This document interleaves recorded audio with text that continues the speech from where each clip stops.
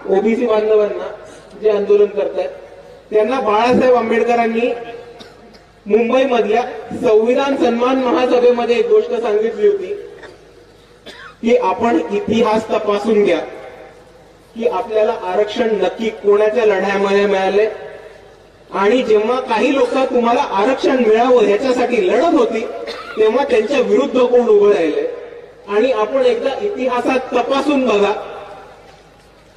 की मंडल कमिशन बरोबर कोण होतं आणि त्याच्या विरुद्ध हिंदुत्वाचं कमंडल कोण नक्की घेऊन आलेलं।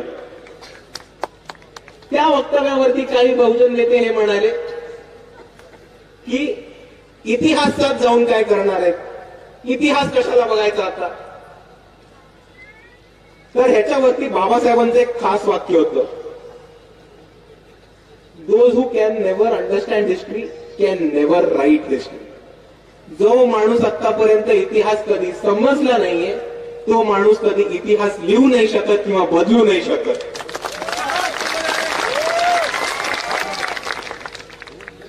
आणि ह्याच दृष्टिकोनातून मला आपल्या सर्वांसमोर मांडायचे की मंडल कमिशनच्या सूचना मान्य करा, मंडल आयोगाच्या सूचना मान्य करा। हा लढा व्हीपी सिंगांनी सुरू केला होता आणि त्या व्हीपी सिंगांना महाराष्ट्रामध्ये आणणं, महाराष्ट्रामधल्या बहुजनांची परिस्थिती काय आहे ती समजून दाखवणं, महाराष्ट्रामधल्या दिग्गज बहुजन नेत्यांची भेट करून देणं आणि महाराष्ट्रामधनं मंडल कमिशन लागू हो या लढ्याला पाठिंबा दिला तो फक्त आणि फक्त बाळासाहेब आंबेडकरांनी।